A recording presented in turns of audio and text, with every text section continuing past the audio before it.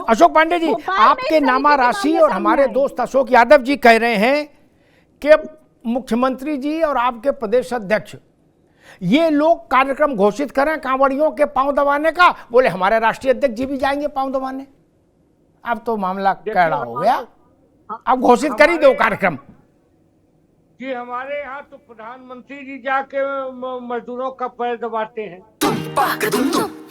अरे श्रीमती जी कुछ तो सस्ता लो, बचत करो। नहीं श्रीमान जी, सब बढ़िया लो, रहने दीजिए। इसमें क्या खास बात है? थोड़े में ज्यादा स्वाद, यही तो है इसकी खास बात। वाओ मामा, क्या स्वाद है। अरे मेरे राजा, दादी के हाथों का जादू और खुशबू से महकता घर, माँ की मुस्कुराहट और खाने की सुगंध। MDH गरम मसाला, क्योंकि हर रिश्ता है स्वाद से जुड़ा। और योगी जी तो जाएंगे ही, लगातार फूल बरसाएंगे, उन लोगों की भोजन की व्यवस्था करेंगे। इनके यहाँ हम घोषित हो जाएगा तो इन्हीं के लोग हमारे आम लेके भाग खड़े होंगे। आपने देखा अखिलेश जी का जन्मदिन था, नकली रक्तदान हो रहा था, आप देख रहे थे, लगातार लग रहा था कई बाल्टी खून दे देंगे, बाद में पता लगा कि नकली खून दिया जा रहा था। इनको उस काम में मत लगावें, ये लोग दूसरे काम में लगे हैं, लगने दीजिए। हम लोग कांवड़ियों की सेवा कर लेंगे, पैर दबा लेंगे, रास्ते की व्यवस्था कर लेंगे। बस ये लोग अनुचित भाषण न करें। कहीं अभी ऐसा न हो कि गाजीपुर वाले सांसद जी कह दें कि एक ट्रक गांजा भेज दो इनके लिए, कहीं मत कह दे हीरोइन भेज दे। मेरा कहना है अगर आप भी पैर दबाओगे तो राम भक्तों के लहू से जो सरयू की धरती को लाल किए हैं आपके पिताजी, वह पाप जरूर कट जाएगा। मेरा यह मानना है कि मर्यादा पुरुषोत्तम सबके पाप काटते हैं। कांवड़ियों का पैर दबाइए और अपना पाप काटिए, ये मैं इनसे कहना चाहता हूँ। भैया अशोक यादव जी, पांडे जी ने कहा कि आपके कार्यकर्ता नकली रक्तदान कर दिए, बाल्टियों बाल्टियों खून दान कर दिए। बाद पता लगा ये तो आलता घोल के लाल कर दिया पानी। अब वो कह रहे हैं कि अगर आपको उस घटना का प्रायश्चित करना है तो सब लोग कांवड़ियों के पैर दबाओ, उस घटना का प्रायश्चित हो जाएगा। कौन सी? 89 नवंबर। देखिए अमिताभ जी, मुझे लगता है कि पांडे जी को जानकारी नहीं होगी, क्योंकि ब्लड डोनेट बाल्टी में नहीं होता, मग्गा में नहीं होता। वो प्री फिल्ड जो पॉकेट्स होते हैं उसमें एंटी कोएगुलेटिंग एजेंट होता है, उसमें ब्लड डोनेट होता है। बाल्टी मग्गा में ब्लड नहीं डोनेट होता है। अच्छा, दूसरी चीज ये समाजवादियों के चरित्र पर कुछ बोल रहे थे पांडे जी। मैं अपने मुंह से तो नहीं कुछ बोलूंगा। अभी मैं NDTV में सुनीता अवस्थी जी का इंटरव्यू बाबा रामदेव जी से सुन रहा था, बाबा रामदेव का इंटरव्यू सुन रहा था। बाबा रामदेव जी ने कहा, एकदम शर्त वही बता रहा हूं मैं पढ़ा लिखा सन्यासी हूँ, सुल्फा पीने वाला, गांजा पीने वाला, भंगेड़ी नशेड़ी सन्यासी नहीं हूँ, भेदभाव करने वाला जातिवादी सन्यासी नहीं हूँ। रामदेव जी कह रहे थे। अब पता नहीं किसके लिए कह रहे थे, मुझे नहीं पता, लेकिन समाजवादियों का चरित्र पांडे जी कह रहे थे। मैंने बाबा रामदेव जी की बातों को कह दिया है। अच्छा, दूसरी बात देखिए, कबीरदास ने एक दोहा कहा था। अशोक भाई, बाबा रामदेव भाजपा के सदस्य तो है नहीं, तो अशोक पांडे काय को रिप्लाई करेंगे? बाबा रामदेव पर बोले तो बालकिशन बोले, ये क्यों बोलेंगे?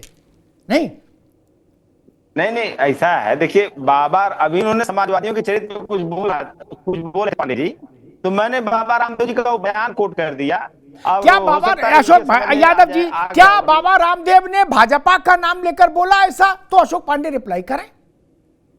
भारत में एक मिनट अशोक यादव, भारत में कम से कम नाना करते हुए 1 करोड़ साधु संत महंत होंगे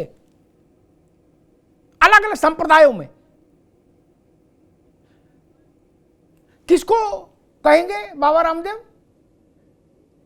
अशोक यादव जी, मैं ये थोड़ी कह रहा हूं कि बाबा रामदेव जी ने इनके लिए बोला, मैं नहीं कह रहा हूं। किनके लिए? मैंने सिर्फ उनके बयान को कोट किया यहाँ पर, जो बयान उन्होंने दिया था। और आज हम आते हैं, फिर मुद्दे पे आ जाते हैं।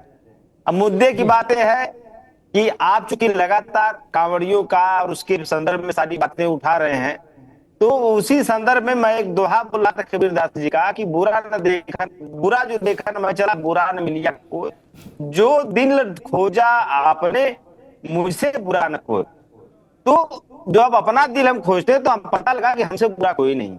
आप कोई खाने पीने की, देखिए पूरा वर्ल्ड में मैंने कहीं ऐसा कहीं नहीं देखा अमिताभ जी, पूरे वर्ल्ड में कहीं भी आप खाने पीने की चीजों की क्वालिटी चेक करते हैं, ओके टेस्टेड क्वालिटी कैसी है, खाने पीने की चीजों की क्वालिटी, क्यूआर इसके अंदर खाने पीने की चीजों पे लगता है।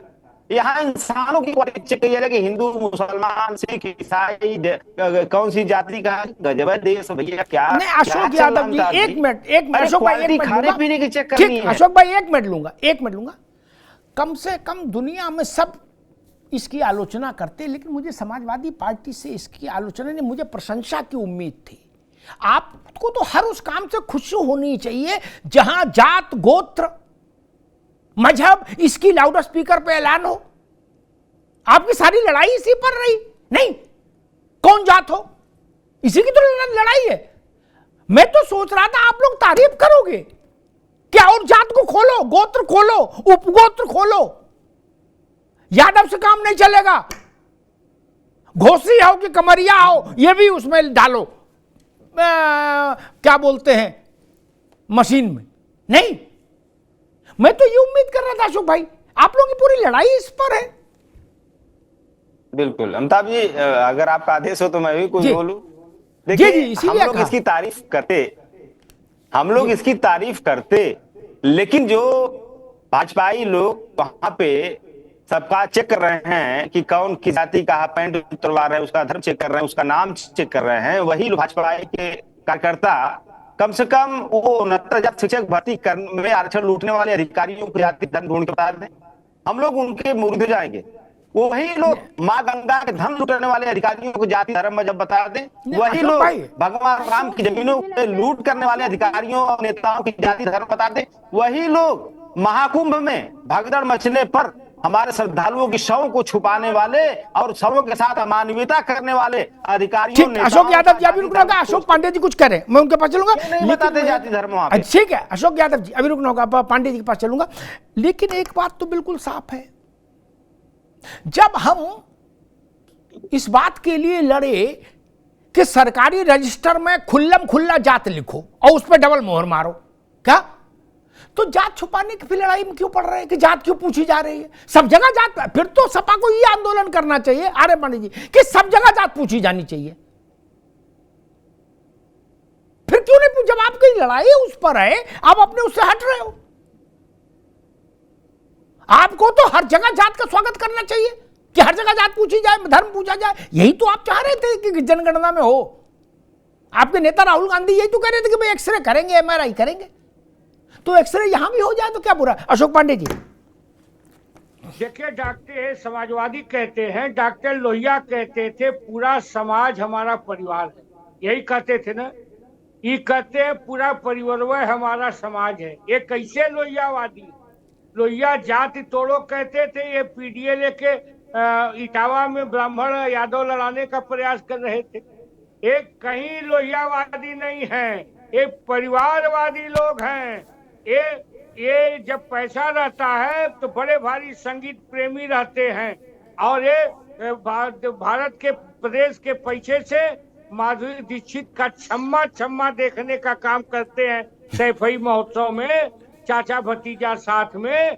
और जब सरकार नहीं रहती तो विराह भी नहीं कराते। इतने बड़े संगीत प्रेमी लोग हैं, इनसे पूछिए। लोहिया जी ने कहा था पूरा समाज हमारा परिवार है, ये कहते हैं पूरा परिवार ही हमारा समाज है। मेरा कहना ये कई लोहियावादी लोग नहीं है, लोहिया से दूर दूर तक इनसे कोई मतलब नहीं है। ये परिवारवादी लोग हैं, ये ईमानदारी के साथ कह रहा हूँ। जी ठीक बात। यतीमा आप कुछ कहना चाह रही थी? जी, मैं अशोक जी को शायद घटनाक्रम पता नहीं है जिस पर वो बात कर रहे थे, मैं उनको करेक्ट कर देती हूँ। ये जो क्यूआर कोड है ना, वो लगाया इसलिए जा रहा है क्योंकि जो सारा मामला खुला वो क्यूआर कोड से ही खुला था अमिताभ जी। बेसिकली वो लोग खाना खा के जब उठे, जब पैसा देने चले और उन्होंने उसको स्कैन किया, तब वो नाम आया जुबैर। तब ये पता चला कि हम जहाँ खाना खा रहे हैं वो वैष्णो ढाबा जो लिखा हुआ है उसका संचालन कोई मुसलमान कर रहा है, कोई दूसरे धर्म का व्यक्ति कर रहा है। आपने क्यों लिखा? आपको घटनाक्रम का पता नहीं, इसलिए सरकार ने ये मैंडेटरी कर दिया कि आप क्यूआर कोड लगाएंगे ताकि आपकी आइडेंटिटी क्लियर हो सके। और आप देश में अपनी आइडेंटिटी को छुपाकर अगर मुसलमानों को अपने होने पर इतना गर्व है और वो भाईचारा बताते हैं, तो उस भाईचारे को दिखाते हुए अपनी ओरिजिनल आईडी के साथ काम क्यों नहीं करना चाहते? इसलिए नहीं करना चाहते क्योंकि वो चाहते हैं कि धार्मिक भावनाएं लगातार आहत हों। उनका मजहब उन्हें ये सिखा रहा है या उनके जो मौलाना है उन्हें ये बता रहे हैं कि इस तरीके से कोई भी चिंगारी विस्फोटक हो सकती है और बड़ी हिंसा का रूप ले सकती है। ये जांच का विषय। नाजिम साहब तो कह ही रहे थे, लेकिन मैं भी इस बात को कह रही हूँ कि इसके पीछे स्ट्रेटेजिकली लोग सपोर्ट कर रहे हैं कि ये गोपाल है, ये गोपाल है, और क्यूआर कोड में जो नाम सामने आया उसके बाद लोगों ने वहां हंगामा किया है। आप छद्म नाम के साथ कुछ भी परोसेंगे और हमारे धर्म और हमारी आस्था के साथ खिलवाड़ करेंगे, और आप ये चाहेंगे कि हम कुछ भी ना बोले, तो अमिताभ जी ये संभव नहीं है। जोश तो उत्पन्न होगा। ठीक है यतिमा। नाजिम साहब, एक बड़ा मासूम छोटा सवाल लेकिन मूल सवाल, ना इधर ना उधर। तजम्मुल के नाम से काम क्यों नहीं करे? और हमारा जब बुत परस्ती में कोई लेने देना नहीं क्या, तो हम अपने गले के पास गणेश जी की मूर्ति क्यों रखें, हनुमान जी की मूर्ति क्यों रखें, और शुद्ध पंडित जी वैष्णव धावा क्यों लिखें? इतना सवाल। बाकी सब तो बहुत चर्चा हो गई। ये मूल प्रश्न है। आप चूंकि विद्वान व्यक्ति है इसलिए मैंने कहा आपके सामने रखूं। हाँ अमिताभ जी, बहुत बहुत शुक्रिया आपका। देखिए, आपने विद्वान की श्रेणी में मुझे कर दिया, तो ये बहुत आपका बड़प्पन है और मैं दिल से आपका सम्मान करता हूँ। और अमिताभ जी, रही बात यहाँ पर कि आप ये कह रहे हैं कि तजम्मुल गोपाल वाला मैटर, तो मैं ये कहना चाहता हूँ कि अगर होटल पे अगर तजम्मुल गोपाल नहीं, तजम्मुल एक प्रतीक है, केवल एक व्यक्ति नहीं। मैंने मूल प्रश्न पूछा, रफीक राम बन के धंधा क्यों करे? वे जिस हमारे मूर्ति पूजा में आस्था नहीं, हम बुत परस्ती हराम मानते हैं, हम गणेश जी की मूर्ति क्यों रख रहे हैं अपने ढाबे में? क्या दिखाना चाह रहे हैं? और उसका नाम लिख रहे हैं शिव भोजनालय, पंडित जी वैष्णव भोजनालय। अरे अरब में ऐसे ही भोजनालय होते हैं क्या? अमिताभ जी, अब देखिए, हाँ अमिताभ जी, देखिए अब मुझे थोड़ा समय दीजिए, ताकि देखिए आपने सब कुछ समय दिया, मुझे भी समय आप दे रहे हैं, मैं इसके लिए बहुत बहुत धन्यवाद करता हूँ। और देखिए हाजी नाजिम खान का नाम देखिए टीवी 9 पे, आपके चैनल पे, आपके सामने बड़ा फख्र महसूस होता है कि जब हाजी नाजिम खान का नाम होता है, क्योंकि मैं भारतीय हूँ, अल्लाह का शुक्र है, और अल्लाह से दुआ करता हूँ कि मेरे भारत को हमेशा दुनिया के ऊपर लेके चले के नंबर 1 की पोजीशन पे, और हम सफरी में बने, अल्लाह से दुआ करते हैं। और रही बात यहाँ पर कि जब नाम बदलने की, ये हाजी नाजिम को तो नाम बदलने की जरूरत नहीं है, लेकिन अगर मैं ये कहना चाहता हूँ कि अगर ये कहते हैं कि अगर उसके पास QR कोड को अगर स्कैन किया तो उसका नाम जुबैर आ गया, तो अगर मान के चलिए अगर वहां पर उस QR कोड की जगह कोई दलित भाई का नाम आता, तो क्या ये दलित भाई के ढाबे पे खाना खाना पसंद करते हैं?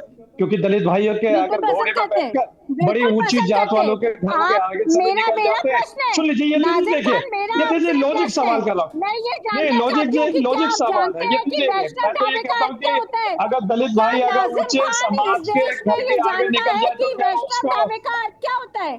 नाजिम खान, मेरा प्रश्न आपसे ये है कि क्या आप ये जानते हैं कि जिस ढाबे पर वैष्णव ढाबा लिखा उसका अर्थ क्या है?